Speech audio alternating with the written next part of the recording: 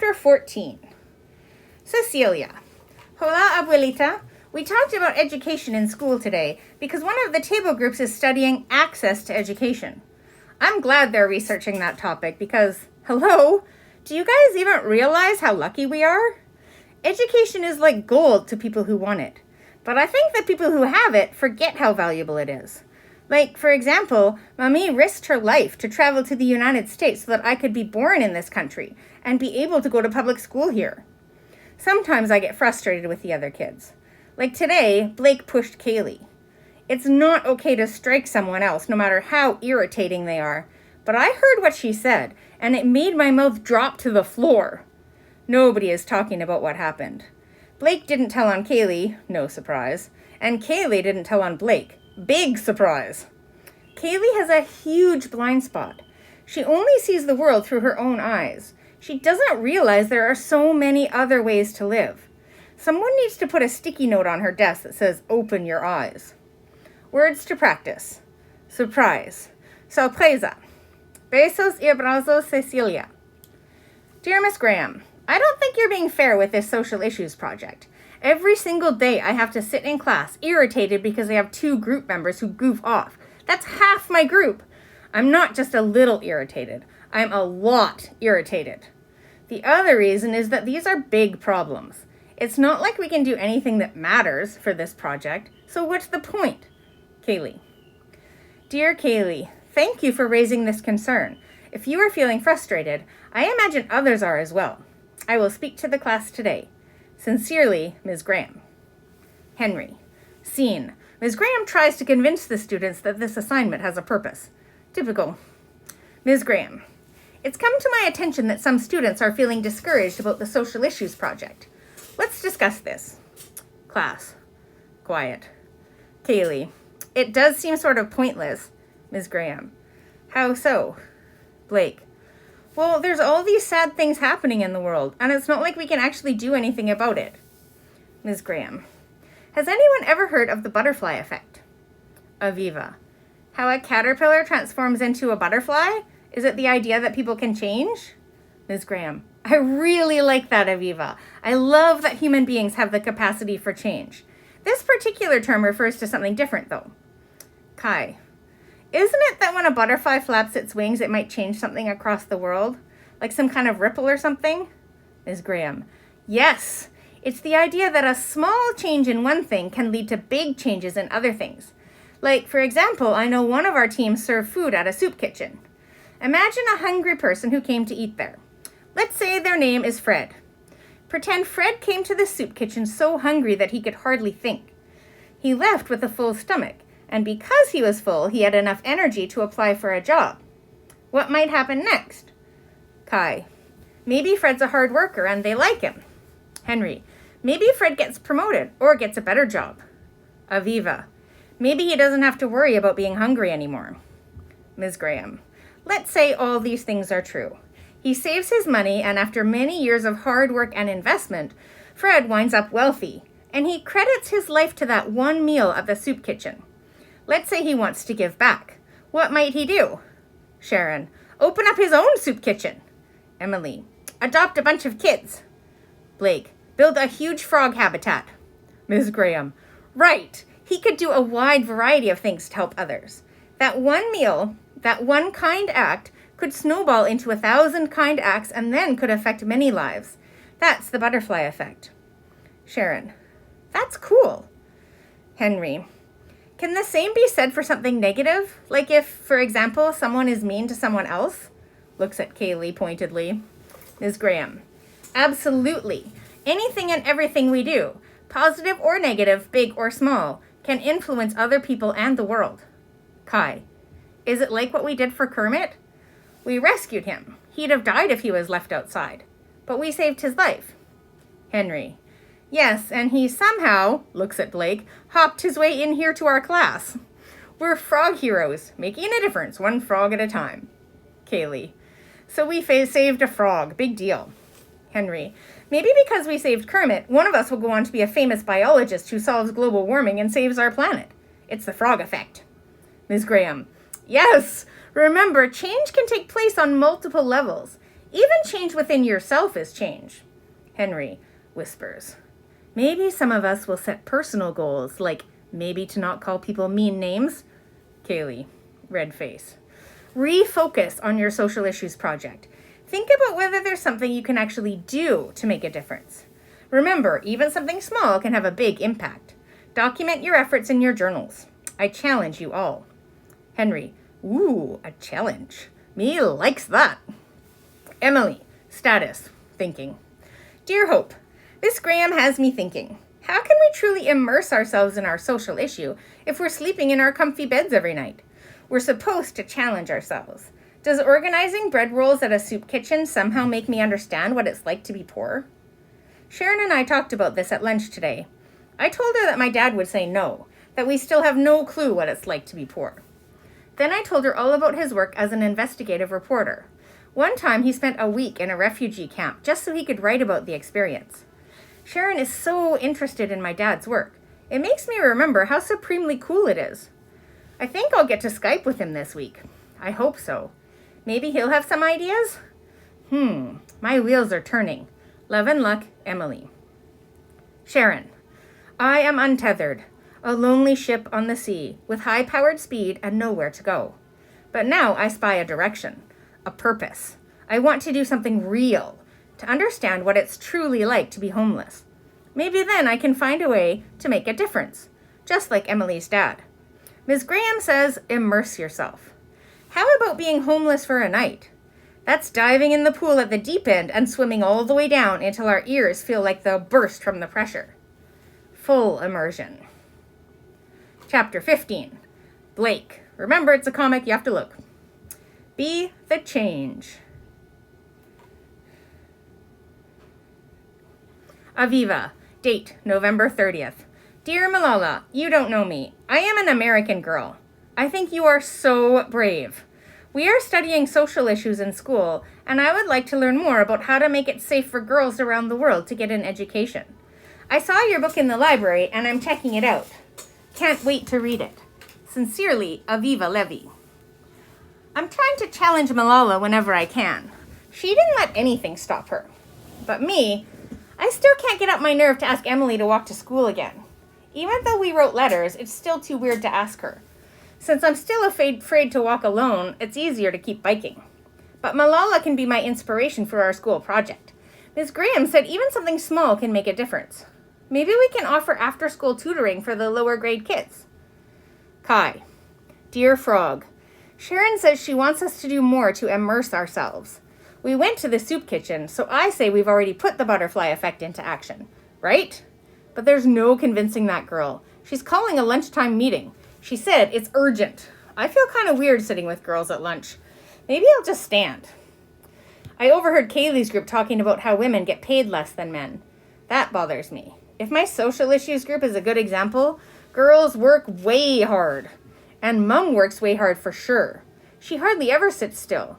Even on Sundays when we watch our family movie and we all squish onto the couch together, Mum lugs the ironing board down to the living room so she can iron while we watch.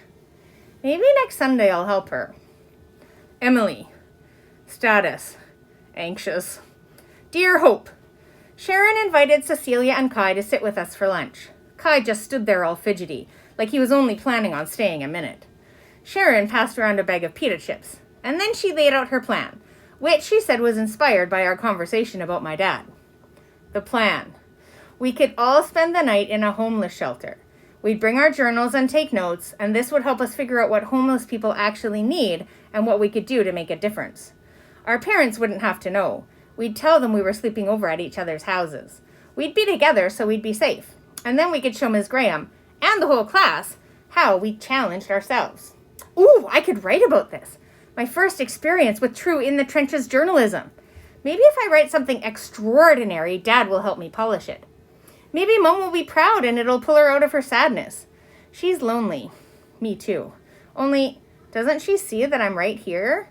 She has me for company if she wants it. Cecilia suggested a vote. I'm in. Love and luck, Emily. Cecilia. Hola, abuelita. Sharon's idea makes my heart shake. Taking a bus all the way to the city? By ourselves? Sleeping at Sacred Heart Shelter for the whole night? It was fine to visit with Mamie, but to stay there overnight? I don't know. That idea kind of freaks me out. I reminded the group that Ms. Graham said something small can still make a difference. I thought maybe we could just do a bake sale and donate the money. I suggested we take a vote. I was pretty sure Emily and Kai would vote for the bake sale. Only one by one, everyone voted for the trip to Sacred Heart. So I did too. Sharon says our parents won't understand. I know one thing for sure. If I ask Mommy, she'll say no. Sharon's right that if I want to go, I can't ask. But this feels wrong. Abuelita, I wish you were here to give me consejos. I definitely need your wisdom. Words to practice. Shelter. Albergue. Besos y abrazos, Cecilia. Kaylee. Dear Ms. Graham, it's unfair to ask Blake Benson to do a project like this. It's unfair to our team, and it's unfair to him. I know I called him a dummy, but I don't really think he is. He's smart about some things, like math and science and art and sports. Anything without a lot of reading and writing, but more thinking and doing. We all know Blake gets pulled out of class for resource class, but maybe it's not working. What kind of education is Blake getting if all he's doing is drawing and wasting class time? What if we change the topic from women's access to education and just think about access to education?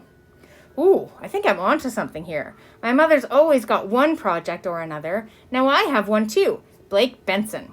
Only this has to be a secret mission. If Blake knows that he's my project, he'll fight it. I doubt there's extra credit for being nice, but I'm not sure if I care. Update. I tried out my plan today. I asked Blake Benson to find video clips on access to education. And then I told him that when we get to the presentation part, he can design the art on our poster. Maybe reading and writing aren't his thing, but drawing sure is. This way at least he's doing something, instead of sitting around and laughing at every irritating thing Henry says. Today he really worked for the first time.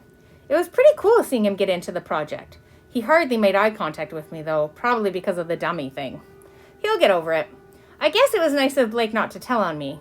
Of course, I didn't tell on him either, but still. Emily. Status. Pinocchio knows. Dear Hope, I'm feeling guilty already. I'm not naturally a sneaky kid. I'm the opposite. I can't even sneak snacks into a movie theater. But tonight I lied and told Mom I'd be spending Saturday night with Aviva. She doesn't know we're not friends anymore. I'm always trying to cheer Mom up, so I haven't shared any of the school drama. I used to tell her every time someone at school so much as sneezed. Speaking of sneezing, Aviva's animals make the back of my throat itch something awful. When I told Mom I'd be at Aviva's, she just said great. Then she told me to remember to bring my allergy meds. I grabbed my journal so I could document everything and tried to ignore the guilt. Love and luck. Now I'll really need luck so I don't get caught. Emily. Cecilia. Hola, abuelita. I'm not going to send you this letter. I don't want to disappoint you. If you read this, you'd read it with shame. You know I never lied to Mommy. I mean, sure, we argue sometimes, but we do have trust between us. Today I'm breaking it. I told Mommy that I'm sleeping over at a friend's house to work on a school project. This is a trick, and why I feel terrible, because I know Mommy would do anything for my education. She'd get another job and donate all the money to my school if she didn't need to sleep. Seriously, that's how much she loves it. I know lying is wrong, but isn't sometimes doing the wrong thing for the right reason okay? Still, I can't even bear to imagine you reading this, abuelita. I'll have to rip this section out. Besos y abrazos, Cecilia. Emily. Status. Just eyes.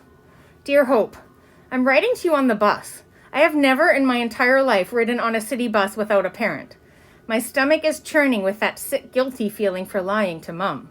She didn't ask me one single question. Is it because she trusts me so completely?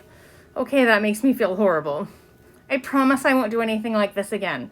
I know it's for a good cause, but my heart is all fluttery. Just like that time I thought it was a good idea to roller skate down Kaylee's steep driveway. It looked like fun, but I forgot about those tiny pebbles that can get caught up in a roller skate wheel. I went for it anyway, and I have the scars to prove it. My mind's tangled up with worries and excitement, and I'm thinking maybe this wasn't such a great idea. Love and luck, Emily. Chapter 16. Aviva, date December 9. I gotta write this down. Thank goodness I brought my journal home this weekend, because I feel like I swallowed a horse bit, and the sharp metal part is shredding my insides. I lied 10 minutes ago. A big, old, whopping lie. Mrs. Thompson, Emily's mom, dropped by. I figured she was here to tell Emma what a rotten person I've been, but no. She said Emily forgot her green allergy pills for tonight's sleepover. What? I got all confused for a second, but then I figured Emily must have told her mom she was sleeping here, and the least I could do was protect her so she wouldn't get in trouble. So instead of saying I hadn't invited Emily at all, I just said that she hadn't come yet. Half lie? Half truth? Mrs. Thompson stared at me for the longest moment ever. And then she started walking in circles, saying that Emily left her house hours ago. And oh my GD, where could she be? Her voice got louder and louder. Emma came running downstairs to see what was the matter, and they both started panicking. And I couldn't handle all the grown-ups freaking out, which are terrifying. Plus, they weren't paying attention to me, so I escaped up to my room. Writing in my journal is helping me think this through. Because Emily wasn't planning to come in the first place, right? Maybe she wanted to go to the movies by herself without her mom knowing. What if she met some boy on the internet, which they always tell us not to do? What if she's being held hostage somewhere? Oh no. What if someone hurts her? Why didn't she give me a heads up? At least then I could have talked her out of anything stupid. Or if she's just being sneaky, I'd have known how to cover for her. Oh, yeah. A sad thought sinks in. Maybe she did want to talk to me, but was afraid because of the way I've been acting. Maybe that's why. She didn't think she could talk to me. Just like I didn't talk to her about Tattoo Man. Just the thought of him sucks the breath out of me. Oh my gee. Maybe he really was a kidnapper. What if he kidnapped Emily? I should have told someone. If Emily is kidnapped, it will be all my fault. I need to talk to someone. My mom? No, I'll get in trouble for not telling earlier. I'll call Kaylee. My heart is ping-ponging around in my chest, and now I'm crying, and I don't think I'm thinking straight, but I know I have to do something, and I just want Emily to be okay. Kaylee. Dear Ms. Graham, Aviva just called me all hysterical. I could hardly understand her, she was crying so hard. So I made her take deep breaths and start over. There's a kidnapper on the loose. I can't believe Aviva was almost kidnapped and she didn't tell anyone. What's her problem? Who knows why Emily said she was going to Aviva's when she wasn't. But I told Aviva she needs to tell the truth right away. Who cares if Emily gets mad? She'll get over it. Plus I told Aviva I'll tell if she doesn't. This is a big deal. After I got off the phone, I ran downstairs to tell my mother, and she got stressy right away. She parked me in front of the television and told me to keep the doors to the house locked and stay inside. Then she left. I guess to go over to Aviva's and help them figure this mess out. I have an idea. I'll call all the people on Emily's team. We have a class contact list that the room mom puts together in September every year. Maybe Emily's at one of their houses and her mom got confused about where she was going? P.S. Weird. I can't get a hold of anyone from Emily's team. No one answered at Sharon's house. I couldn't try Cecilia because there's no number for her on our class contact list. At Kai's house, I talked to this little kid who kept saying, "Hi, I Jayla." She couldn't have been more than 3. I kept asking her to get Kai on the phone and she said, "I not Kai, I Jayla." P.P.S. I hope Emily is okay. Now I feel a tiny bit bad about my meat sauce joke. P.P.P.S. I'm freaking out. I can't be here alone. What if the kidnapper comes here? My mother told me not to leave the house, but she didn't tell me I couldn't have anyone over. Henry. Scene. Phone call between Kaylee and Henry. When phone rings, Henry is vegging on his bed. Henry answers phone. Hello? Kaylee. Hi, it's Kaylee the jerk. Henry sits up. Apology accepted. Kaylee. That wasn't an apology. It was me trying to be funny. Henry. Oh, I get it. Hey, that is funny. Kaylee. Enough small talk. Something serious is going on and I need your help. Can you get over to my house? Henry. How serious? Kaylee. Life and death serious. Henry. I'm there. Blake. Remember, it's a cartoon. I'm sorry for what I said the other day. What did you say? I can't hear you. I'm sorry. Say what? Never mind. Get over here ASAP. Emily's missing. Aviva. Date, December 9th. I knew I had to confess once Kaylee called me to say that her mom was on her way over, so I crept back downstairs where Emma was still trying to calm Mrs. Thompson down. She'd made her a cup of hot tea and was helping her think things through, asking if maybe Emily's dad was in town, or if maybe Emily could have made a stop on the way to my house. Emma shot me a look too, and I knew that was because she didn't know Emily was coming over. I'd done that before, invited Emily without checking with Emma, but this time I hadn't invited her at all. This seemed like a good place for me to confess, so in a teeny tiny, about to cry voice, I told Mrs. Thompson that Emily and I didn't actually have plans today. Her face turned so red that I worried she wasn't getting enough oxygen. Ema jumped in and said maybe Mrs. Thompson misheard Emily. Maybe she was spending the night at another girl's. This seemed to calm Mrs. Thompson a bit, but then Kaylee's mother got here and started grilling me about Tattoo Man, and the questions kept flying at me from all directions, and I burst into tears.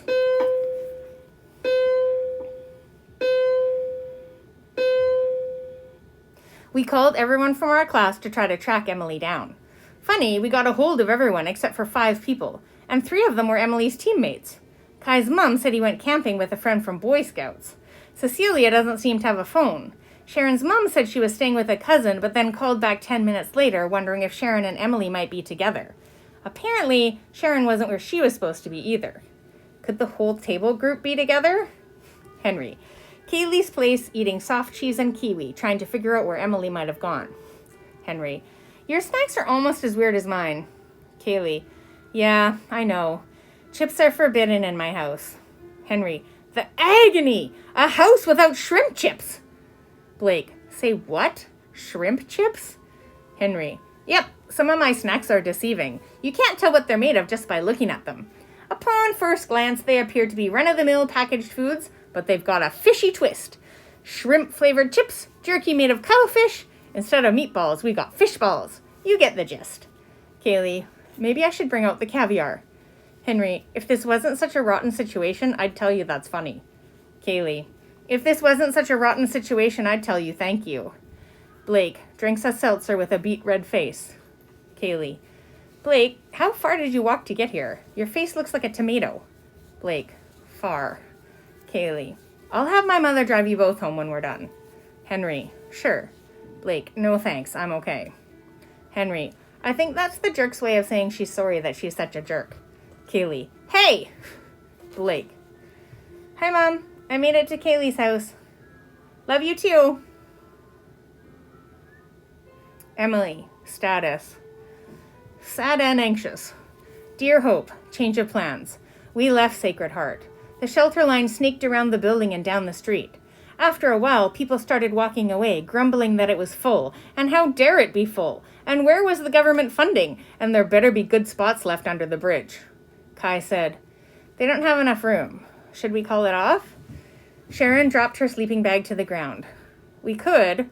She looked like she wanted to say something else, but wasn't sure how.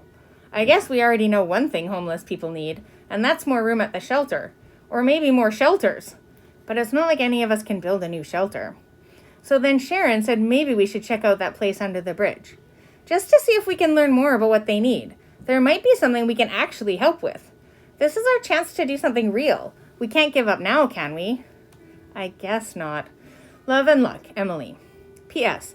Kai keeps looking at Cecilia. I might be wrong, but I think he likes her. P.P.S. Nobody knows this, but I brought a knife. A super sharp one Mum uses to slice vegetables. I've got it wrapped up in a towel in my backpack. Kai. Hey, Frog. This is intense. We're all hunkered down under a bridge. Cecilia keeps fiddling with the cross around her neck, and I wonder if she's nervous. My feet are freezing. No joke. It's pretty creepy down here. Like, really creepy. I'm the only guy in our group. In books and movies, the guys always protect the girls, and I think that's what I'm supposed to do now, but this is serious stuff. We're alone in the dark in the city under a bridge. My radar is going off. Like, time to jam. Let's get moving. I always hear Mum tell my big brother Thomas that if he gets stuck somewhere, he should call. No matter how late, and no matter why. That we take no chances. We can't climb in other people's brains and know what they're thinking. We've got to be smarter than the situations we're placed in. If I can get my hands on a phone, maybe I can call Mum? She'd pick us up. Or call Thomas. He'd know what to do. Sharon. I'm freezing. I never before realized how much I like to be warm. And clean. Clean clothes. Clean bed. Clean skin. Clean hair. Nothing about the bridge is clean. I feel dirty and itchy from the moment we arrive. Maybe it's the way eyes stick to us, like flies on flypaper. All of a sudden I realize this is the kind of thing my mom would call a bad idea. The kind of thing parents warn us about and protect us from. but our parents can't protect us. They don't even know we're here. No one knows we're here.